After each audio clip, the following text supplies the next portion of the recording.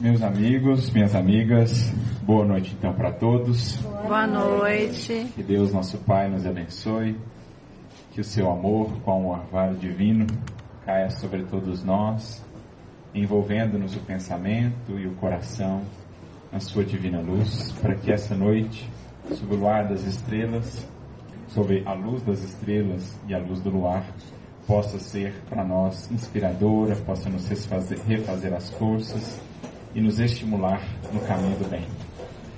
Eu gostaria, antes de mais nada, de agradecer pelo convite, pela ocasião de poder participar dessa festa espiritual. Então, na pessoa da Cláudia, querida amiga, a gente agradece pelo convite que nos foi feito, e na pessoa dela abraçamos a todos os trabalhadores, a todos os frequentadores da casa, neste aniversário, 24 anos já completos.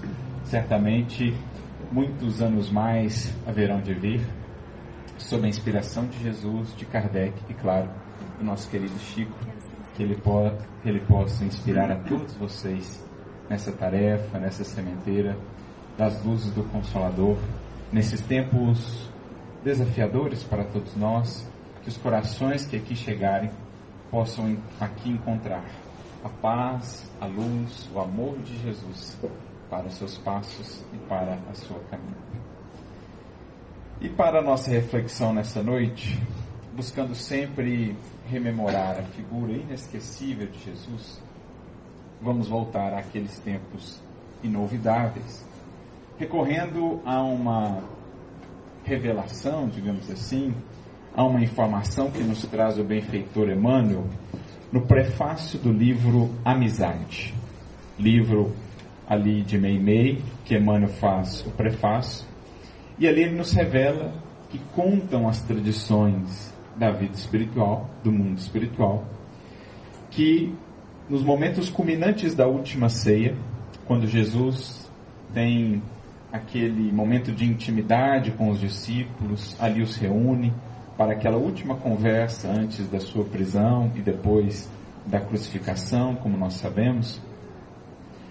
Enquanto trazia aquelas orientações, muitas delas profundamente consoladoras, e que haveriam de ecoar, como seguem ecoando séculos afora, trazendo-nos essa esperança da sua presença e do seu apoio, sempre constantes em nossa vida, nesse sermão, ou nesse diálogo, melhor dizendo, da última ceia, em que Jesus nos traz algumas frases muito conhecidas. Não vos deixarei órfãos, voltarei para vós. Ali estão também as promessas do Espiritismo, as promessas do Consolador. A minha paz vos deixo, a minha paz vos dou, e outras tantas falas que ecoam ainda profundamente em nossos corações.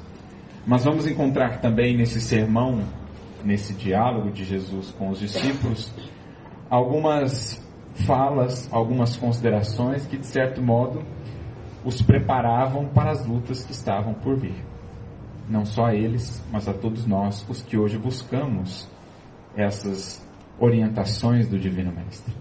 Então ali ele fala das dificuldades que estavam por vir e inclusive que haveria de partir. Chega a dizer: a vós convém que eu vá.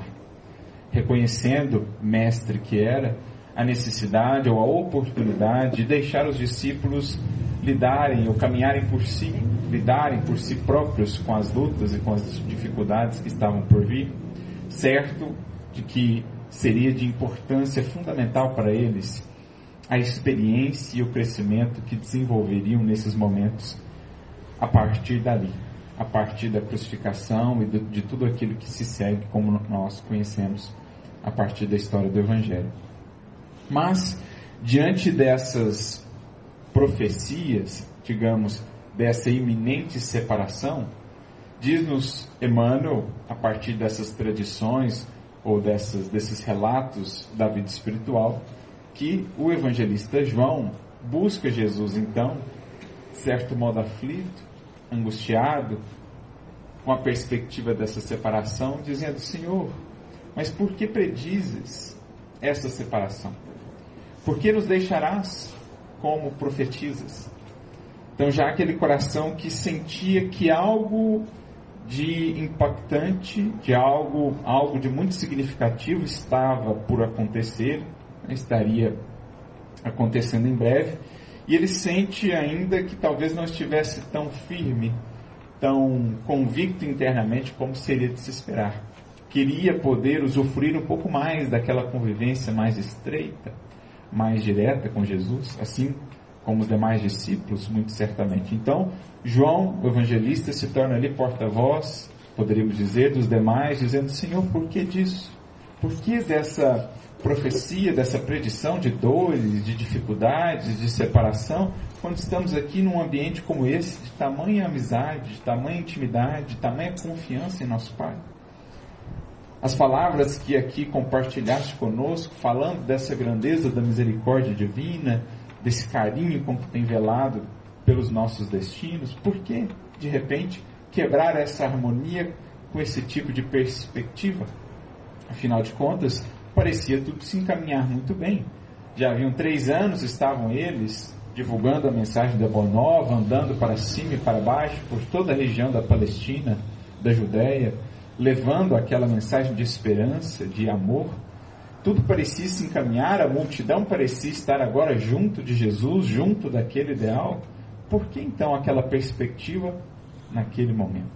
É o que, de certo modo, estava resumido naquelas indagações que João faz. Por que dessa separação?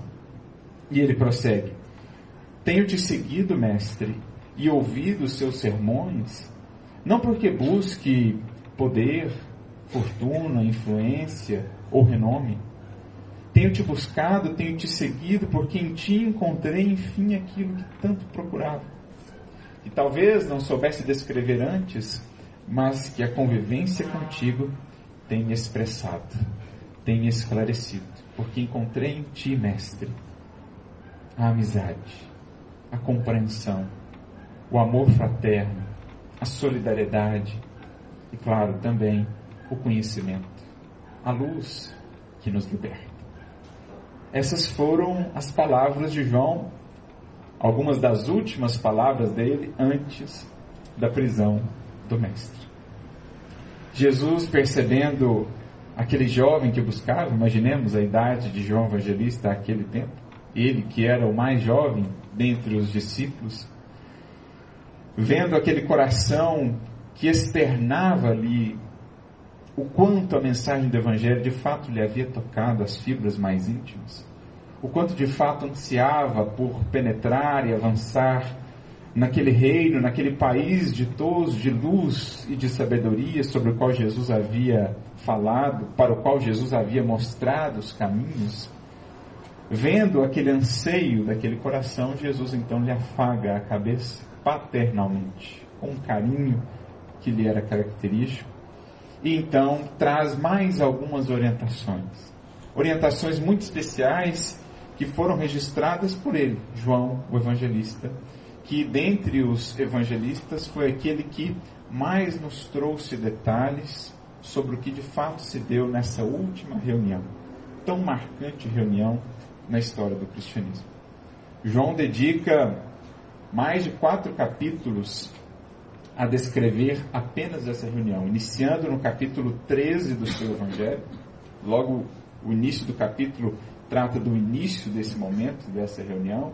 Depois capítulo 14, capítulo 15, capítulo 16, culminando no capítulo 17, portanto 5 capítulos, sendo o capítulo 17 ele inteiro uma oração sublime de Jesus pelos discípulos, pelos seus companheiros, pelos seus seguidores, não só daquele tempo, mas de todos os tempos, portanto, inclusive para nós. Uma oração do Mestre por todos nós. Então, João registra essas orientações adicionais que Jesus traz a partir daquela angústia ali expressa por ele, certamente pelos demais, que talvez ainda não acreditassem muito naquela fala de Jesus, ao que se deu também com Pedro, por exemplo, quando Jesus inicia a informação, quando ele inicia, digamos, o processo de esclarecer os discípulos do que estava por vir, lá na reunião em Cesareia de Filipe, quando ele começa a alertá-los sobre a crucificação, que o Filho do Homem seria preso, seria entregue na mão dos doutores da lei, dos fariseus, seria, humilhado, crucificado e ressuscitaria. Ele começa a falar disso lá em Cesareia de Filipe, e Pedro, inclusive, talvez duvidando de Jesus, ou achando que Jesus fosse muito pessimista, ou com a ousadia talvez de achar que entendia mais os caminhos da vida que o próprio mestre, chama Jesus à parte e ele diz: imagina, mestre, isso de modo algum irá lhe acontecer, Deus não deixaria. Quando então é duramente repreendido pelo mestre: Pedro, sabes das coisas dos homens e não das coisas de Deus, afasta-te de mim, Satanás, porque neste momento o teu egoísmo falou mais alto do que a tua fidelidade, a tua confiança em nosso Pai e em seus desígnios. Então, da mesma maneira que Pedro lá atrás havia recebido essa orientação ou puxão de orelha do mestre, aqui nesse último momento João e os demais também receberam orientação, mas dessa vez num tom mais ameno, num tom profundamente consolador, porque então que Jesus diz: já não vos chamo mais servos, porque o servo não sabe o que faz o seu senhor. Tenho-vos chamado amigos, porque tudo quanto ouvi de meu Pai os tenho feito conhecer. É ali que Jesus elenca, ou elege, diz Emmanuel no prefácio do livro Amizade, como mencionávamos, ali Jesus elege o título maior dentre os que é possível almejar. Talvez só comparável ao título de irmão, que é também meta sublime para todo espírito. Alcançarmos um dia o título de irmãos. Ali Jesus elenca o título de amigo, a amizade como esse atributo, como esse designativo mais valioso que nos cabe almejar. A graça, a alegria de sabermos ser amigos uns dos outros, naturalmente, mas em especial amigos dele.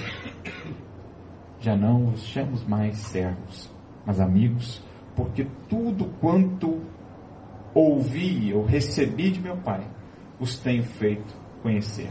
Como a dizer implicitamente que um dos atributos ou característicos mais essenciais da amizade é justamente a partilha. E a partilha daquilo que temos de mais precioso.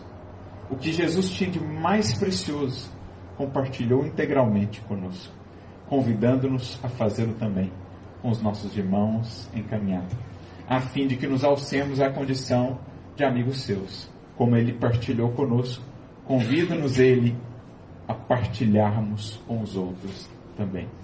Bem no espírito da oração com que Ele fecha esse momento da última ceia, quando voltando-se ao Pai, Ele diz: Pai, eis que cumpri o que me pediste, que eles, Pai, sejam um em nós, assim como sou um em ti.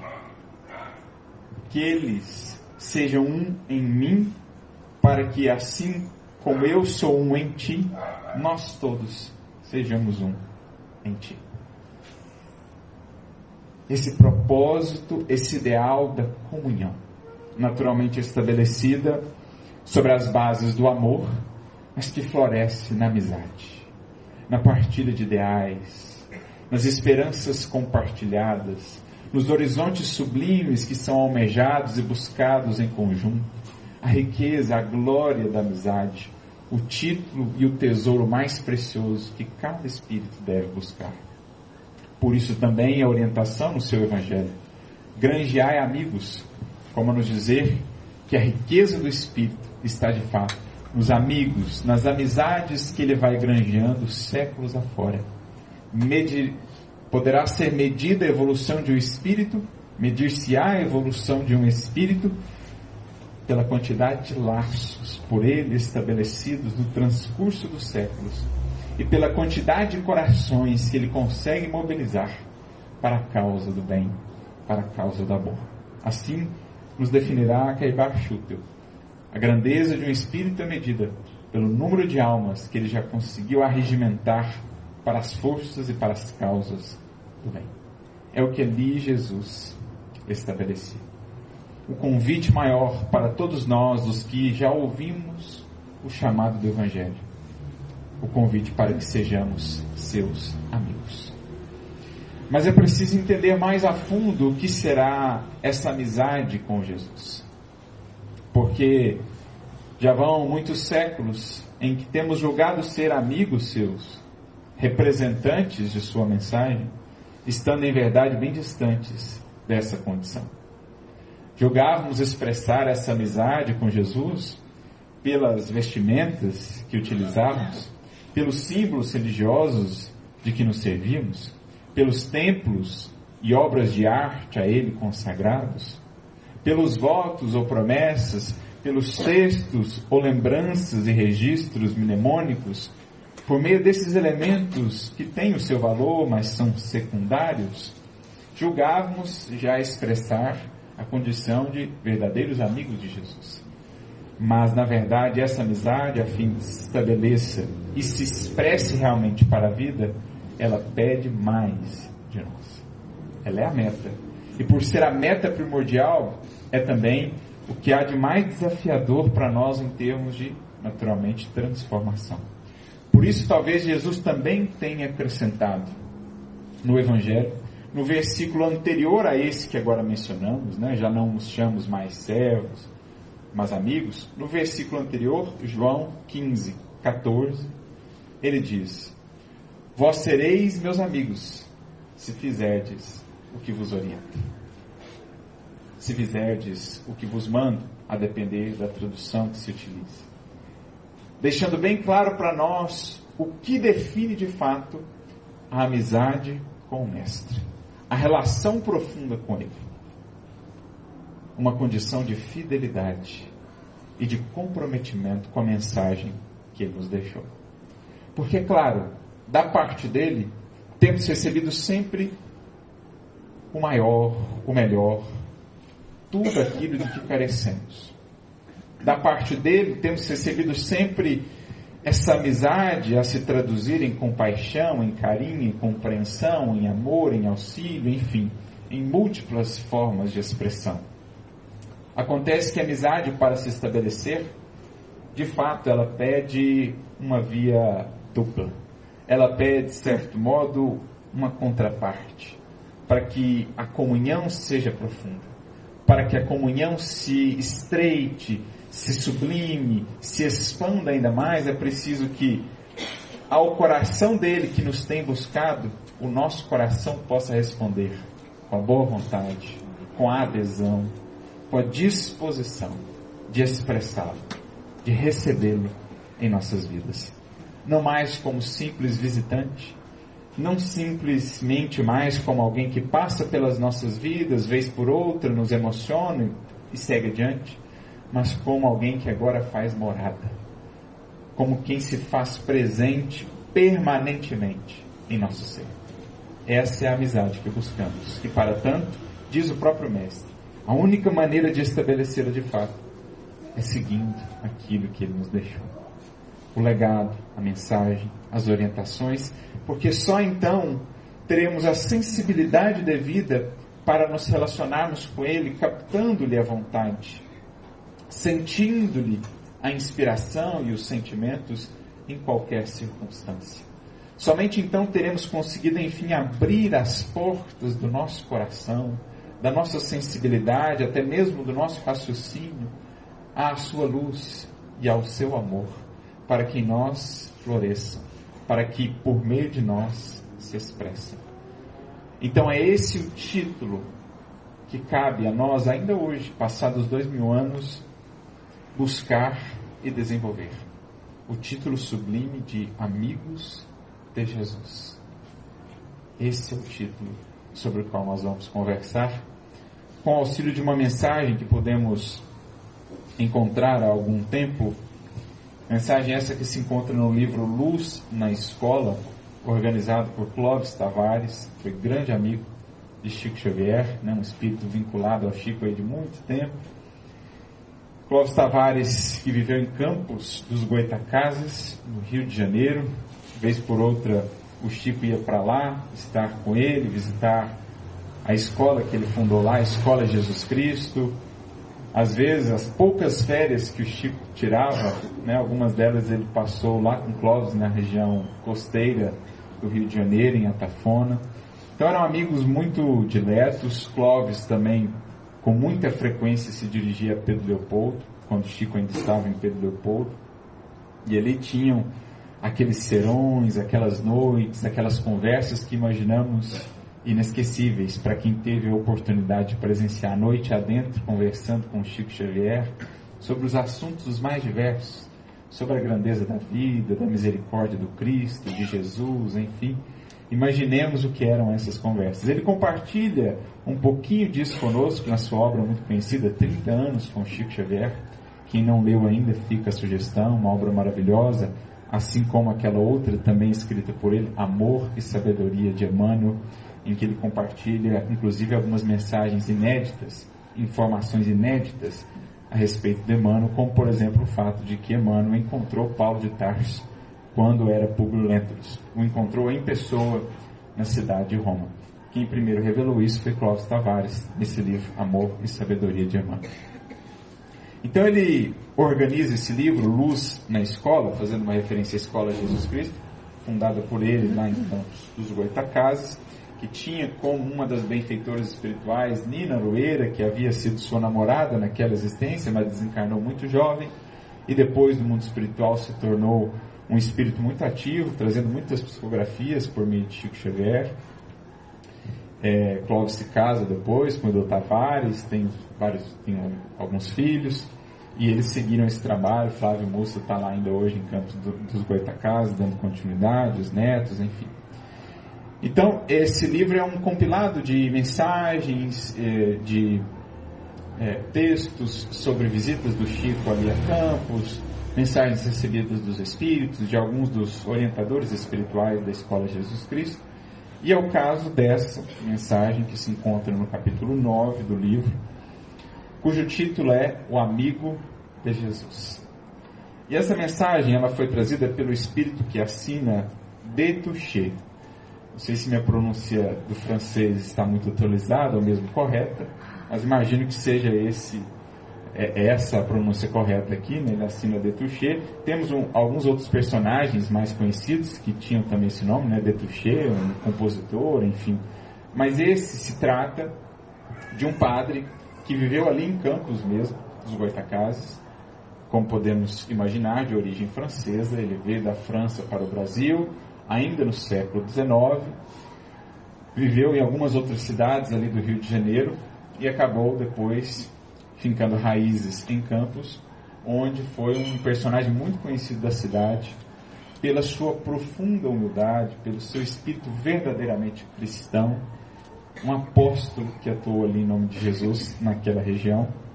Imaginamos que o Clóvis talvez ainda o tenha conhecido em vida. Ele desencarna em 1930, o Détouché, e conta Clóvis, numa pequena biografia que traz a respeito dele, que ainda em vida ele havia aceitado as revelações do Espiritismo.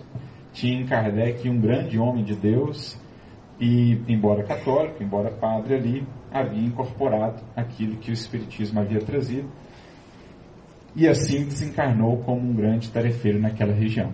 No mundo espiritual, torna-se um benfeitor, né, um orientador das atividades ali na Escola de Jesus Cristo. E é ele quem traz então essa mensagem, e pelo teor da mensagem a gente consegue, digamos, comprovar de fato aquilo que Clóvis fala sobre ele na biografia.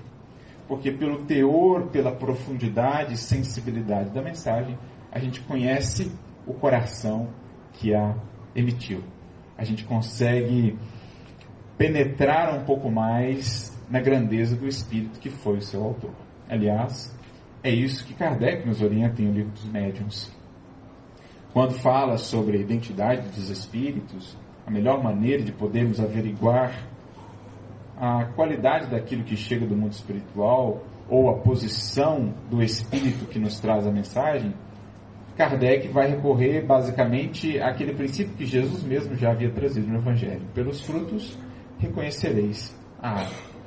Então, pelo teor, mais do que pela eloquência da forma, mais do que pela erudição, mas antes pela profundidade dos conceitos, pela sensibilidade, é que se reconhece a grandeza daquele que é o autor de uma mensagem espiritual. E é o que nós veremos nessa mensagem, cujo título é O Amigo de Jesus.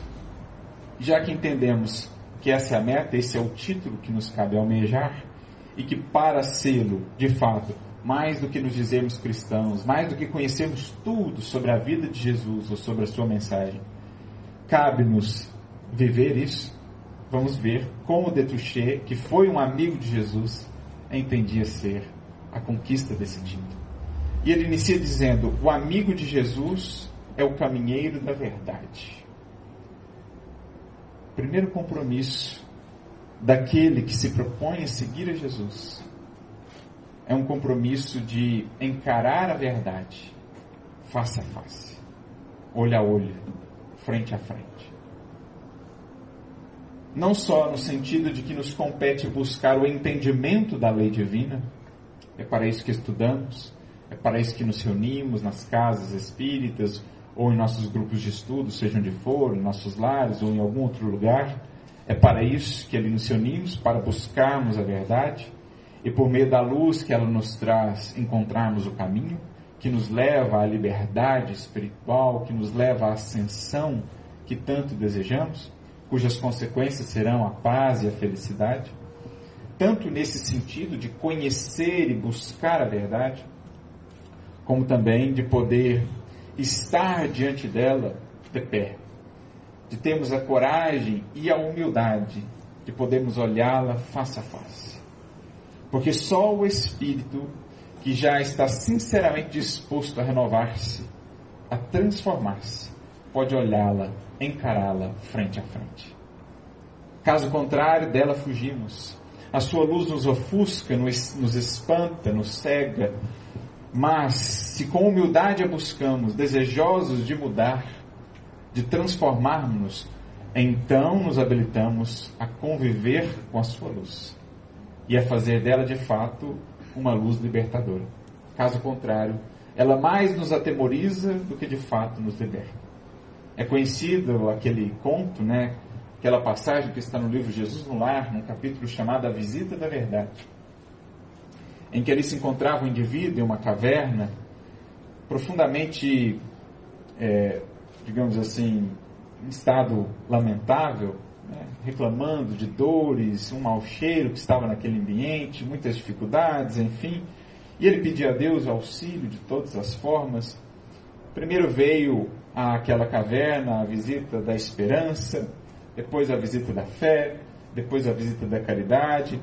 Mas embora o alívio imediato que aquilo proporcionasse, passado um tempo estava ele novamente nas mesmas condições, a lamentar-se, a reclamar daquele mau cheiro, das dores, das dificuldades. Quando então, como último recurso, envia o Senhor àquela caverna e em seu auxílio a verdade. Por isso a visita da verdade. E ao adentrar aquele recinto escuro, a verdade com a sua luz ilumina todo o ambiente.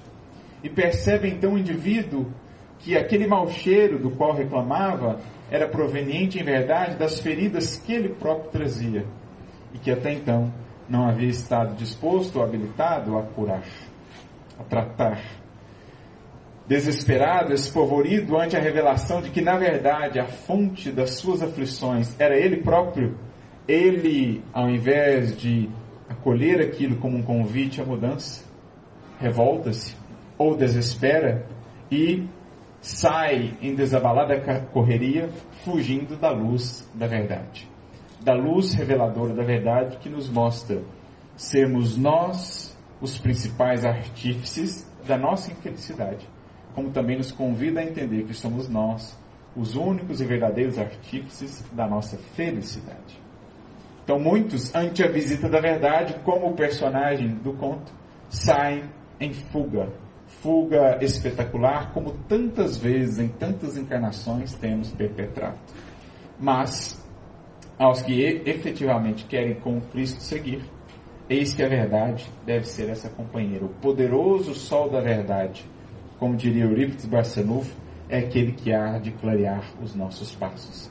Estaremos então dispostos, com humildade, com coragem, para facear as nossas imperfeições, reconhecê-las, não mais projetar responsabilidades sobre terceiros, sobre outras pessoas, assumir para nós a nossa cruz, a nossa responsabilidade e então seguir com Jesus com a verdadeira liberdade que Ele nos propôs. Por isso, o Mestre, aos que se propõem a segui-lo, diz logo de início, primeiro chamado, o primeiro convite: quem quiser vir após mim, tome a sua cruz, negue-se a si mesmo e siga. Esse é o convite da verdade. Quem quiser dirigir-se a Jesus para de fato com Ele ver-se e ver a vida, passar a caminhar e a avançar como o cego de Jericó, é preciso primeiro deixar para trás os mantos e as capas da ilusão, como fez Bartimeu, cego de Jericó, no seu movimento de elevação rumo a Jesus. Então, o amigo de Jesus é o caminheiro da verdade. Buscar o entendimento da lei, mas também fazer com que essa luz que nos traz discernimento volte agora sobre nós, mostrando-nos o que em nós está desajustado. O que em nós é raiz de infelicidade para nós e para outrem, para que então iniciemos de fato o trabalho. O Evangelho é o seu roteiro. A fidelidade é a sua força. O amor, a sua razão de viver. Então, o amigo de Jesus tem no Evangelho o seu roteiro, porque é o que o próprio Mestre disse: se fizerdes o que vos mando, o que vos oriento, então sereis meus amigos. Se o Evangelho for o nosso roteiro de cada dia, naturalmente, por ora ainda não integralmente vivido, mas pelo menos almejado, buscado com todos os esforços de nossa alma, eis que então estaremos em aperfeiçoamento, porque é uma diferença fundamental a se fazer. Jesus não nos pede perfeição, mas sim clima de aperfeiçoamento. Jesus não nos pede o resultado pronto de um salto, pede-nos processo em andamento, mantido à custa de perseverança e de disciplina. É isso que se nos pede. Então, quando nos diz aqui que o Evangelho é o seu roteiro, por óbvio, não é agora de um salto à vivência integral do Evangelho, mas pelo menos tomá-lo como norte para cada atitude, ante uma ofensa, ante um problema, ante uma doença, ante uma incompreensão, ante uma maledicência. Qual é a referência do Evangelho? E então o meu esforço, de tanto quanto me seja possível, com o amparo do Cristo, seguir por aquele norte. Naturalmente, com isso, o que a criatura consegue? Mais força. Por isso diz aqui Détuché, a fidelidade é a sua força. Aquele que vive a lei divina torna-se mais forte. Embora no mundo pareça muitas vezes que os que vivem o bem são os mais oprimidos, os mais esmagados, os mais passados para trás, os mais desprezados, são em verdade os mais fortes, porque apoiam-se em bases internas e inamovíveis, ao passo que aqueles, por ora triunfantes no mundo, mas distantes da lei de Deus, apoiam-se, embora não enxerguem, em bases muito frágeis, que uma ventania, mais cedo ou mais tarde, em geral muito mais breve do que se espera, há de fazer cair, de fazer ruir. Quantas quedas astronômicas, quantas quedas espetaculares daqueles que se julgavam invencíveis, triunfantes. Desde um César caindo diretamente da sua coroa e do seu trono para o sepulcro e para as dores na sequência, como aqueles que por vezes julgam ludibriar a justiça divina para se verem um pouco mais à frente, presos na própria consciência, nas grades que construíram para si mesmos. As grades da culpa, as grades do remorso, as grades de imensas aflições a serem resgatadas em encarnações após encarnações. Então a fortaleza real é a do humilde, é a do que perdoa, é a do que ama apesar de.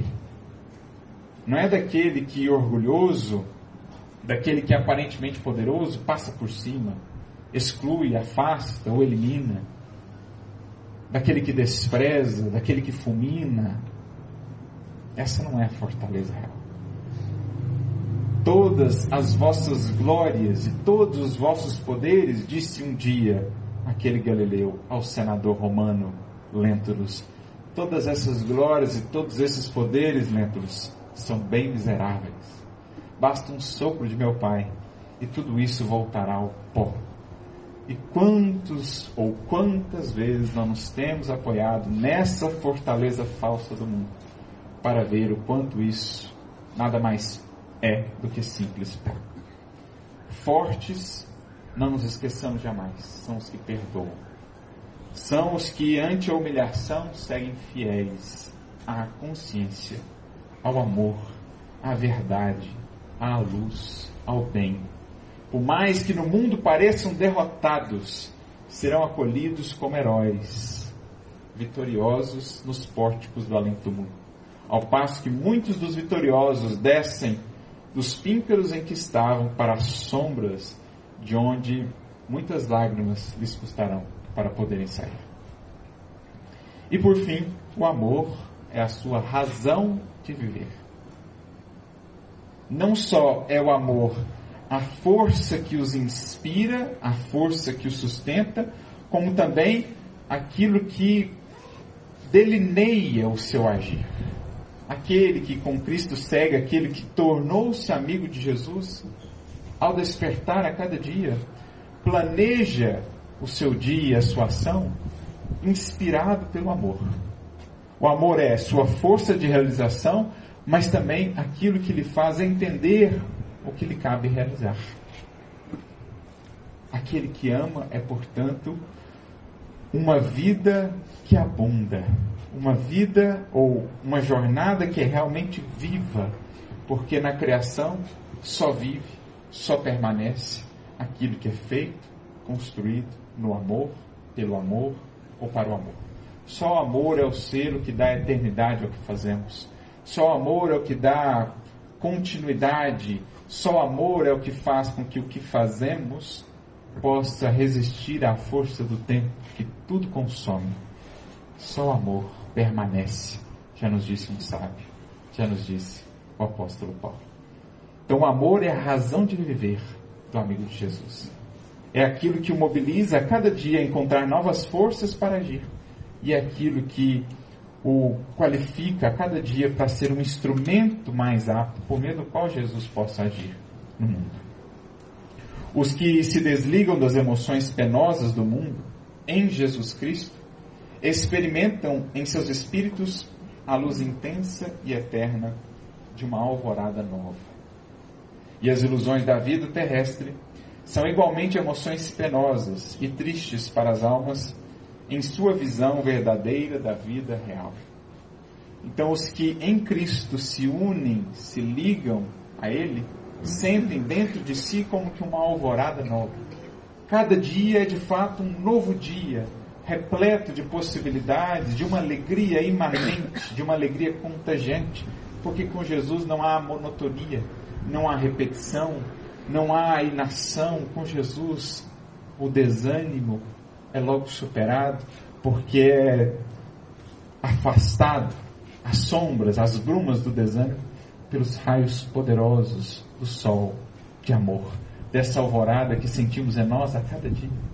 Com Jesus há sempre motivos novos, esperanças novas a nos sustentar no caminho. Há sempre novos sonhos, novos projetos, novos anseios a mobilizarem o espírito e o seu melhor para as realizações da caminhada. Com Jesus não há noite que permaneça, não há frio que nos enregele ou nos congele na caminhada, pelo contrário, há sempre um calor de acolhimento que nos refaz as forças e nos faz também ter forças para expandir a força desse amor. Isso é o que sente a alma com Cristo, vivo em si. Por onde ela passa, ela é um alvorecer. Por onde ela passa, ela é um raio de sol varando sombras do medo, do desânimo, do pessimismo. Por onde ela passa, ela contagia, ela ilumina, ela irradia, arrastando mais almas à sublimidade do que seja de fato viver, mais do que simplesmente existir.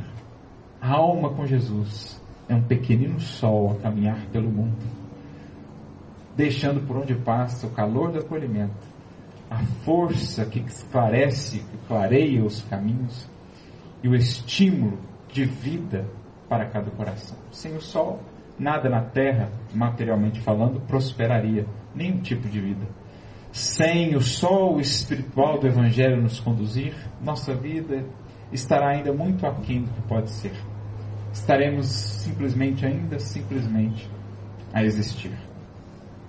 E as ilusões da vida, como ele acrescenta aqui, são igualmente emoções penosas e tristes para as almas em sua visão verdadeira da vida real.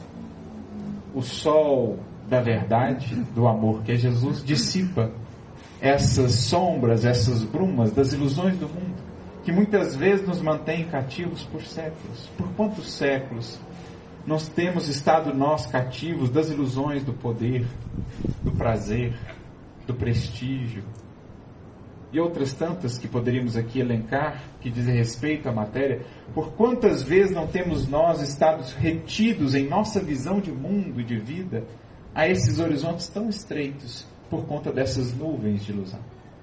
Vem o sol de Jesus, no entanto, e projeta-se sobre essas nuvens, dissipando-as. E a vida que ia até o túmulo antes se expande de repente até as estrelas, ao infinito, além. A vida com Jesus expande-se para dimensões, belezas, possibilidades que a alma, na estreiteza do apego à matéria, não consegue vislumbrar, tampouco sentir. Ao toque do sol, que é Jesus e o seu Evangelho, no entanto, desse alvorecer em nossa vida, sobretudo em nosso interior, a nossa visão se expande, porque agora a luz se acende por dentro e se expande para fora, ajudando-nos a ver o porquê das dores, das situações mais complexas que passamos, o porquê dessa ou daquela experiência que antes não conseguimos entender. Com Jesus, os porquês vão surgindo, as respostas vão brotando, e a força para seguir não nos falta mais. É isso que ele quer dizer. O amigo do Mestre é aquele que se tornou o devotado companheiro dos seus irmãos.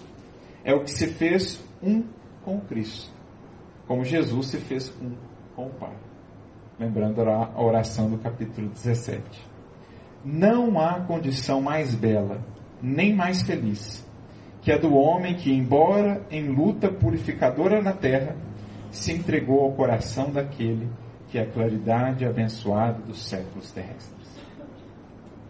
Não há condição mais bela, nem mais feliz, do que a do coração, ainda imperfeito, ainda em imensas lutas de si para consigo, mas que já se entregou a Jesus. Emmanuel mesmo chega a dizer que do mundo espiritual poucos espetáculos são tão belos quanto a alma que está em imensa luta consigo mesma para se vencer e consegue triunfar. É glorioso ver a luz dos anjos, diz Emmanuel.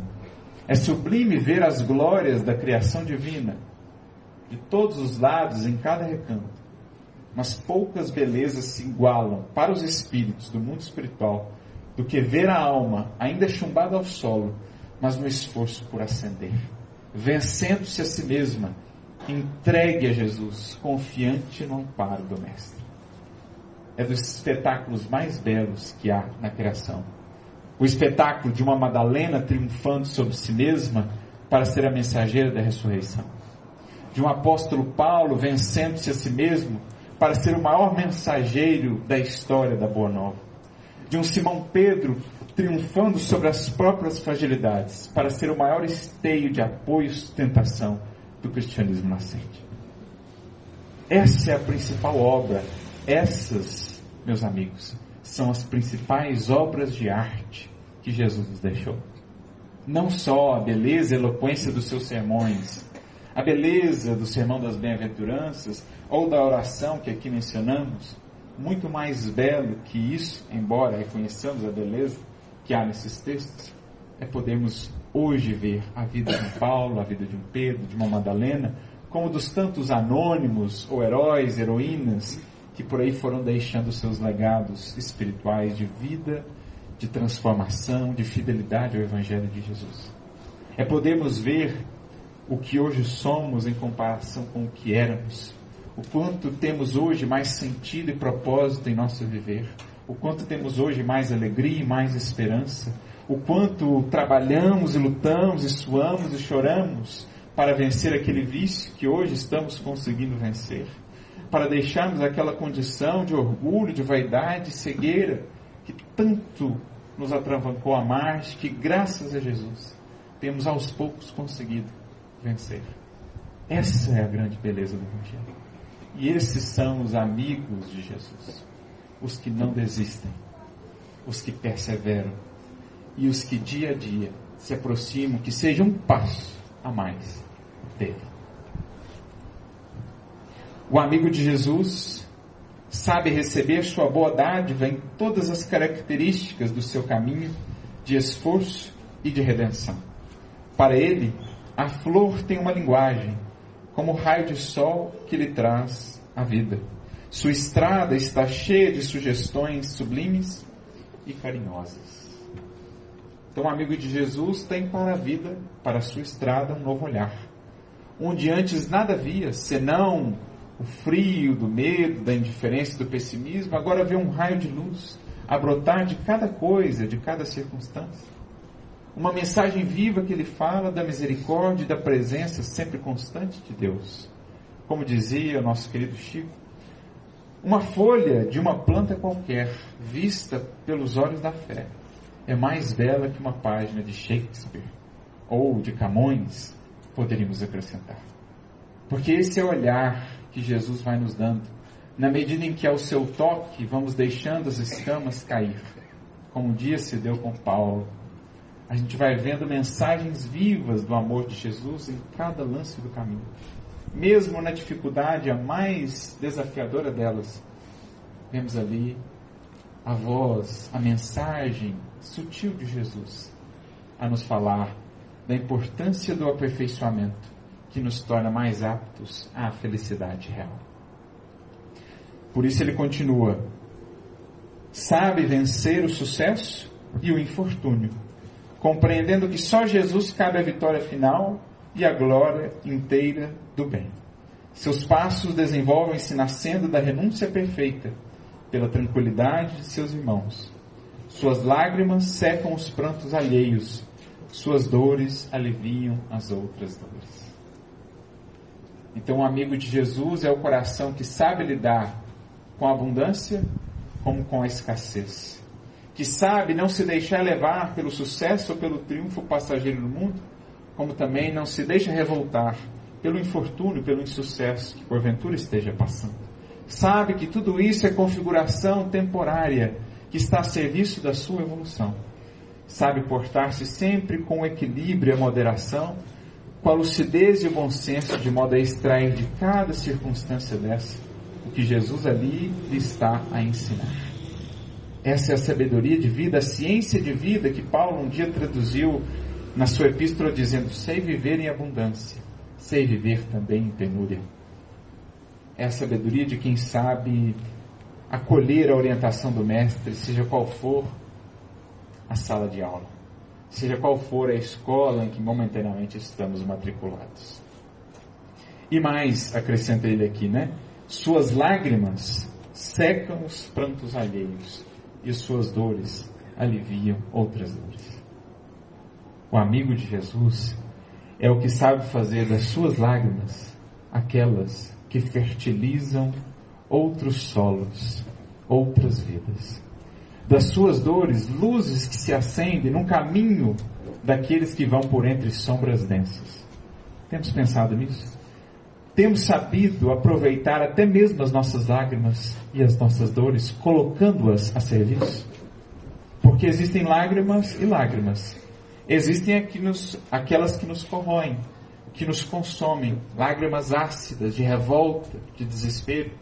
Mas existem aquelas que nos lavam a alma, nos trazem de volta a visão, porque purificam-nos os olhos, e aquelas que, alcançando vidas alheias, se fazem ali adubo e fertilizante.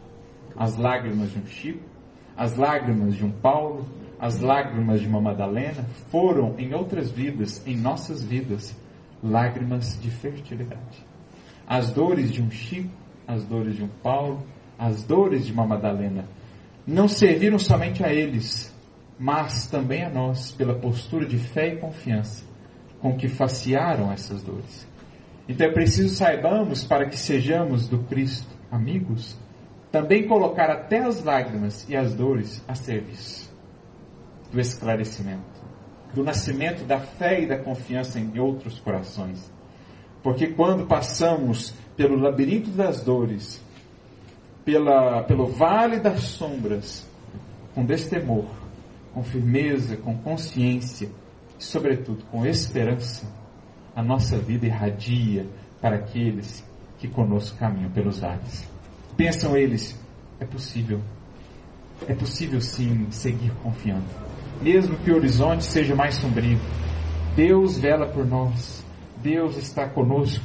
Essa alma me fez acreditar, essa força, essa resiliência ante a dor me fez ter a certeza de que Jesus não fez promessas em vão e de que Deus não é um ser imaginário, é antes o Pai de cada um de nós, a velar pelos nossos destinos. É o que afirmamos quando pela dor passamos com Cristo, como amigos seus, fiéis e esperançosos. Suas demonstrações, as dos amigos de Jesus, não são ruidosas, são geralmente silenciosas, porque a imensa maioria dos amigos verdadeiros de Jesus passaram pelo mundo como grandes conhecidos, ou talvez conhecidos de poucos, mas aplaudidos e admirados do mundo espiritual. Alguns receberam no mundo já mais destaque, mas a imensa maioria viveu no silêncio, lutou e sofreu no silêncio, mas semeou e transformou no silêncio. Como, por exemplo, José da Galileia, um dos maiores exemplos de fidelidade ao Cristo e ao Evangelho, antes mesmo de Jesus trazer propriamente o Evangelho ao mundo. Diz Emmanuel que José passou no mundo dentro do divino silêncio de Deus. Foi fiel em tudo que lhe foi proposto e com isso permitiu viesse até nós o Cristo, também Maria. Protegeu-os quando Deus incumbiu a ele, um homem, o cuidado de Maria e de Jesus. Mas passou no mundo dentro do divino silêncio de Deus, porque nem sequer sabemos quando ele partiu. Só sabemos o que ele deixou. Esses são os amigos, geralmente pouquíssimo cuidadosos. E a renúncia é o seu modo de agir para que se anulem todos os conflitos da violência e todos os antagonismos do mal. Então a renúncia, o espírito conciliador, aqueles que não acirram os ânimos, aqueles que não insuflam as labaredas da discórdia, da revolta, da reclamação, do pessimismo, aqueles que por onde passam são como orvalho, brandos, amenos, doces, apaziguadores, ainda que isso lhes custe, porque geralmente os que se põem como pacificadores num clima de discórdia são atacados dos dois lados. Geralmente sobra para eles as pancadas dos dois lados, mas eles estão do lado de Jesus, que é o lado do meio, o do equilíbrio. São esses aqueles com os quais pode ele contar. São esses os bem-aventurados pacíficos e pacificadores sobre os quais ele falou. Mais adiante ele continua: a amizade de Jesus no culto interno do coração deveria representar o programa de cada dia, o dever primordial para todas as expressões de existência e de obrigações. Então, essa amizade, o culto dessa amizade no coração, deveria representar para nós, os que hoje aqui estamos, os que dele ouvimos falar, os que estudamos a sua mensagem e o Espiritismo, deveria ser para nós o programa e o dever primordial de cada dia. Sermos mais amigos de Jesus. Entendendo que, por amigos de Jesus, entenda-se colaborador fiel. Aquele coração com o qual Jesus poderá contar quando estender o chamado. Aquele que, sem medir esforços, sem exigir tarefas ou condições, ante o chamado apenas dirá, como Ananias, amigo de Jesus: eis-me aqui, Senhor. Essa é a proposta. O canto da ambição, um pouco antes, é que essa união com o Cristo é o escopo de todas as atividades do homem no planeta. essa união, a amizade profunda, viva com Cristo, é o escopo, é a meta de todas as nossas atividades no planeta. Mais adiante, ainda ele continua. Há irmãos que se repelem uns aos outros, sem compreender que sem esse testemunho de amor ao companheiro do mundo, muito menos poderemos testemunhar amizade e dedicação a Jesus. Nossas almas, através de vidas numerosas e de difíceis experiências, estão exaustas dos enganos que operam o nosso estacionamento a caminho dos triunfos do Espírito. É um conceito que é trabalhado por Tiago, por exemplo, na sua epístola, a amizade com o mundo ou a amizade com Deus. Quanto nos custa a amizade, isto é, o apego às coisas do mundo? Quanto nos tem atravancado a possibilidade de avanço no sentido da amizade com Deus ou da amizade com Cristo? Por isso diz aqui Détouché que nossas almas têm estado exaustas de sermos sempre amigos das facilidades do mundo. Tão vinculados, tão unidos às ilusões do mundo. De modo que ansiamos, enfim, por essa amizade definitiva e libertadora, a amizade com Cristo, que é também a amizade com Deus. Por isso ele continua: recordemos quanto nos pede o mundo pela fidelidade às suas ilusões. Vejamos o quadro onde havemos repousado diante da situação de amigos de Jesus, distantes da situação de amigos de Jesus. Quando damos curso à mentira, temos de cair nos seus laços. Quando violamos o bem alheio, pagamos na consciência um preço terrível e doloroso. Quando erramos, somos compelidos às vezes a angustiosas retificações. Se desperdiçamos o tempo, temos de reconstruir com asfixiante amargura. Esses são os preços da terra para os nossos desvios da amizade a Jesus. No livro Boa Nova, capítulo 6, Humberto de Campos traz uma mensagem chamada Fidelidade a Deus, em que Jesus diz exatamente isso aos discípulos. Porque quando ele começa a falar de cruz, ele começa a falar de sacrifício, de renúncia, os discípulos começam a ficar temerosos, né? Receosos, mas espera aí, isso vai pedir demais, vai custar demais. Jesus, percebendo isso, volta-se para ele e diz: vocês acham que isso custa muito? Quanto custa então o apego às ilusões do mundo?